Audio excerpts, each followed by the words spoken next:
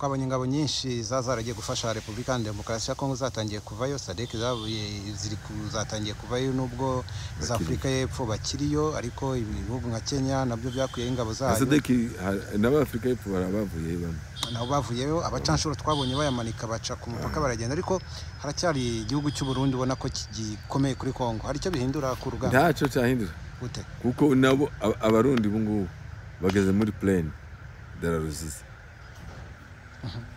Urumva bavuye aha bahungira i Bukavu, bageze i Bukavu babonye bageze barahunga baja muri mu Kamanyura, nibo barwaniye muri Kamanyura, andi twaza Katogota Kamanyura, abaharwanye za Ruvungi n'abarundi gongereye n'abandi yewe batari hano bambutse, ariko nabo bakora batetse abarundi ko baza perezida, abana barundi ko barazirika ngo abana barundi ko bamagufa buri munsi barazirika, ntafite icyo bazira. Twumvishe ariko na perezida w'u Burundi yigamba gutera u Rwanda. Uriya we ni kuya France zavuga ngo le chien aboie et la caravane passe. Ndetse agaragaza ko rwose ngo n'amateka agaragaza ko nta gihe u Rwanda rwatsinze u Burundi. Namwe niko mubibona? None se ikikwe ko nta bahari. Uzi umubare w'abasirikare ba M23 bari hano ntibangana na bataye imwe cyangwa bataye ebyiri z'u Rwanda.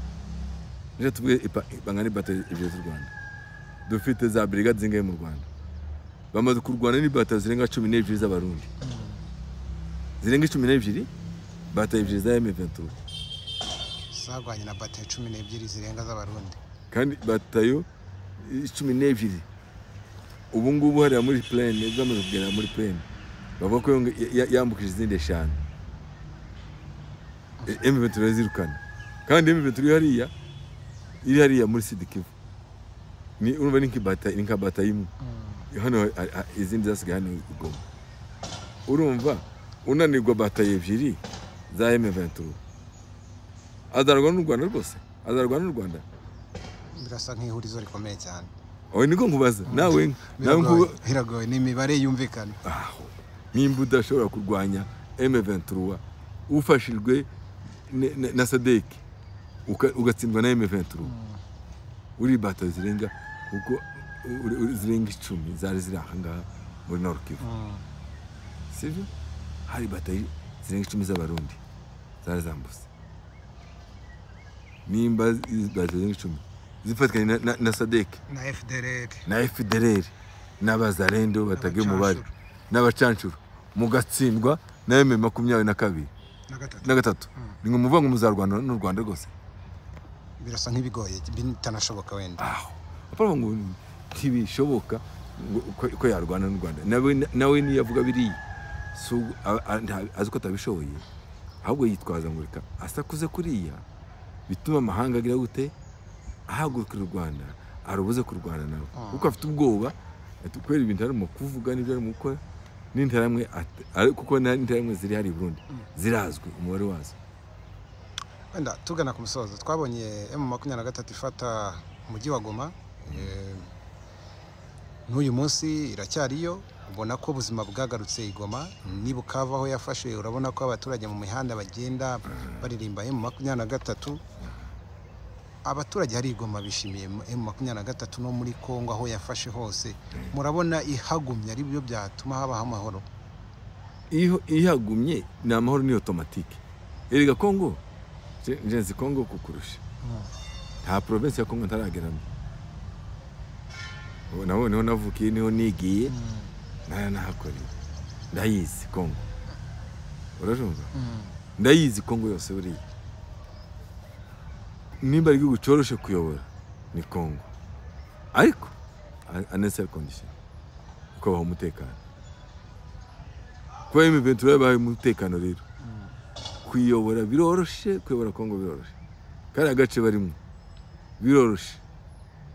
Iyo n'abandi bakongomani bumva ko aho M23 yafashe nta muntu urasundi, ariko uzigoma mbere yo ko M23 izanga ntibarakigira ukwezi, none ukwezi amajoro 2 batavuze ngo barasha abaturage, binjira abaturage mu nzu barabica babambura ibyabo. None ubu mu minsi mikeya M23 ihagize n'abakongomani bamaze kwizera ko ihagumye ko babona amahoro. icyo cyizere barakibonye baragifite. Niyo mpamvu rero M23 bayigumye hariya, abakongomani bo nicyo bifuza. intambara yo muri Kongo nubwo ireba M23 na Kongo, ariko byabaye ikibazo ku karere. Mubona mu gushaka umuturambye w'iki kibazo akarere kakabona amahoro, hakorwa iki? Ninde wagikora? Ni ibintu bibiri byakorwa. Nuko leta ya Kongo yakora Tshisekedi ku butegetsi, hakaje umuntu wumva ikibazo kiri mu karere, akaintegra M23, akagarura ababyeyi babo bagasaba bakabatuza. Umunsi batuza ababyeyi babo hariya, bagatuza ababyeyi b'Abanyamulenge batwivaneho hariya, amahoro yaba muri Kongo. Kuko ni nabo bantu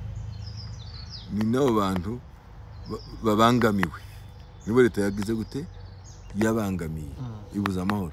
Kubera ko ubuza amahoro rero byatumye Kongo ibura amahoro nayo, kuko igihe cyose bari abantu batarabona amahoro yabo, ababyeyi babo bongere bature, Kongo ntizabona iki amahoro. Ushatse kuvuga ko Kongo itabona amahoro Tshisekedi mu gihe ataravaho, niba afite imyumvire imeze gutyo? Mu gihe cyangwa se cyamena kubwiye icya kabiri, mu gihe ataraca bugufi ngo yicane n'iriya mitwe M23 ndetse na twirwaneho, nabo babiri nawe iriya mitwe indi yose niyo wakereya yo kugira ngo gumiteze umutekano, abone ko guma guhamagara abacancuro, abone ko guma kwiba Kongo. Iriya bazarendo ni imitwe yiwe, naco bituma babonye yayihamagara akavuga ngo nimuze dufanye turwanye M23, ikaze yuko ni imitwe yiwe yagize yabo bagenda bakereya abakongomani, yo kuvuga ngo bagume bagaragaze, baza banga kugaragaza ko hariho M23 na twirwaneho gusa, bigatuma bahamagara kwa ngo bigaragare ko batari intambara y'amoko, bati bazagaragara ko tuba turwanya barantu kubera ubwonko, bigatuma bagenda bakireye imitwe. Buriya abantu bari muri guverinoma ya Tshisekedi bari abazende bose nibo bashefu babo. Kuba ejo bundi inama yakoze yafashe abadepite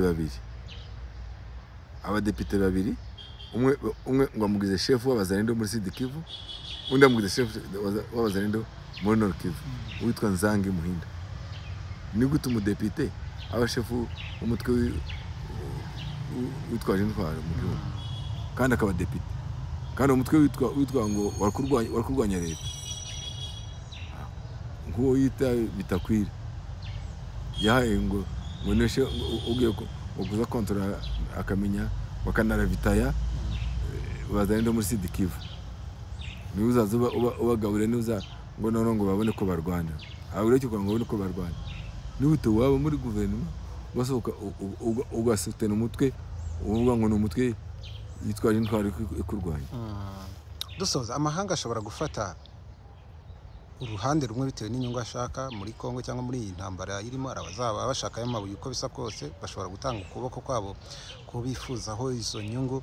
Ariko nk'umuntu z'amateka mu kuri kw'ibintu, amahanga akwiriye gufata gutiya intambara mu gushakira hamwe igisubizo. Kugira ngo igisubizo kiboneke nuko amahanga aba netre muri iki kibazo, agahagarara mu kuri, agakiza ikibazo kuko kimeze. Kuko abazungu nibo bateje ibibazo muri kano karere, kuko bagabanye basatura Kongo n'u Rwanda n'u Burundi n'ibindi bihugu, basatura Afrika, nibo baza aho bagiye basiga abantu. Urumva? Nibo baza aho babasize, nibo bagomba gusaka kuvuga ati oya aba baraha naba kandi wowe kusaba kubangamira. Urabivuga nkaho ibyo bakora babizi nabo barabizi, ibo bashaka bakora, ibo bafite kugira ngo bibe Kongo nuko bamwe intambara, kugira ngo nuko Tshisekedi baheza ayo mabiri kuvuga. Kongo yo ntibizi se ko ariyo mayere cyangwa ibyica nkana ibyica nawe, kugira ngo babone uko biba nabo, abakongomani nabo baba bashaka ngo babone uko biba. Uzi ko ubu bavuga ko amafaranga kuri akabira uvuyeho afite na Kongo ndiye afite, ari perezida umwe se akarusha igihugu amafaranga, arakirusha, yarasahuye. Aho Tshisekedi misagize hari nkama societe miniere yagiye abazungu ayahindura yiwe.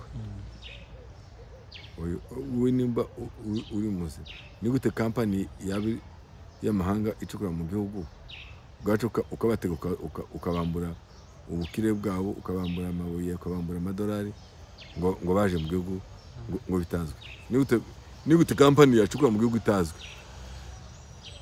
Yani trick bagize ngo bereka abaturage ko ntagize, ariko nyuma bakaza ati mureke turi kubikemurira iruhande. Mu byo twaganiye byose ndumva niba mbyumva neza uragaragaza ko ikibazo kiri muri Kongo ari ubuyobozi gusa, nta kindi kibazo. Ikibazo kiri muri Kongo ni ubuyobozi bubi.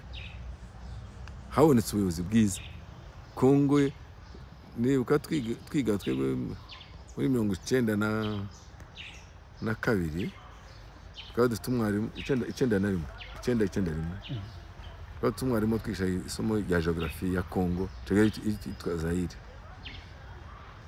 Kinshasa na Niki. Yaratubwiye ngo Kongo ni igihugu kitagira ubuyobozi, ariko ubuyobozi bwa Kongo ari ubuzima bukunda igihugu. N'amazi yonyine ya Kongo yahindura Kongo paradise. Amashamba ya Kongo udakoze ku mabuye yahindura Kongo paradise, kandi akabikwereka ugasanga niko.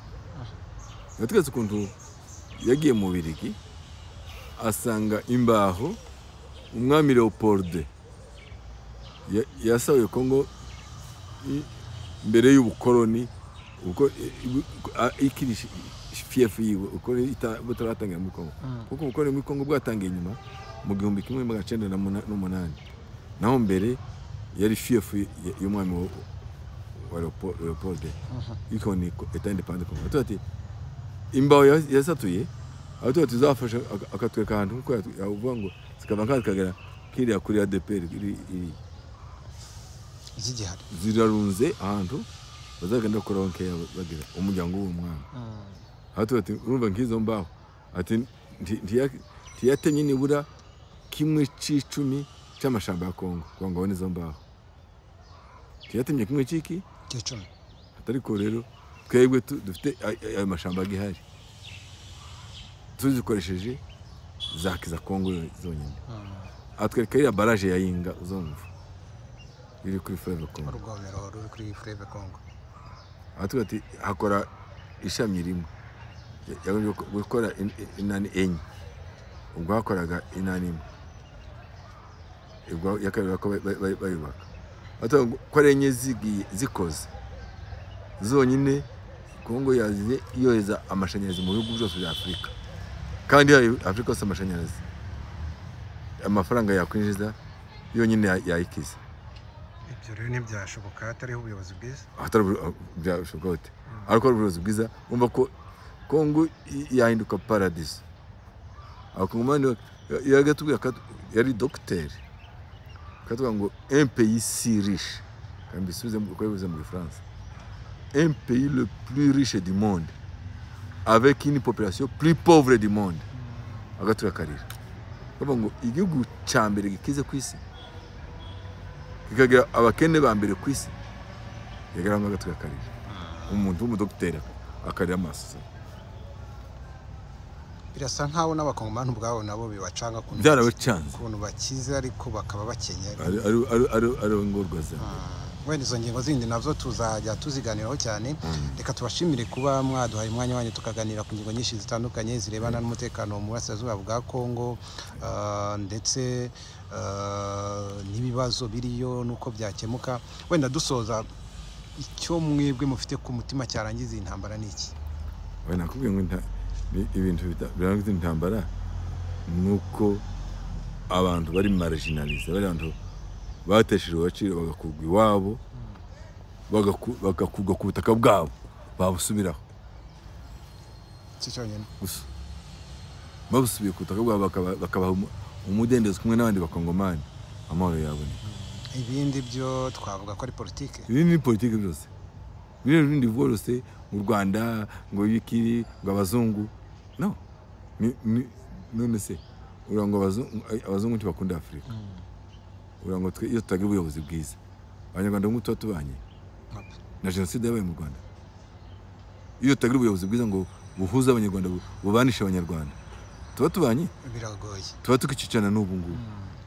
Ariko ubuyobozi bwiza bwatumye tubana kandi abanyarwanda turabanye nta kibazo.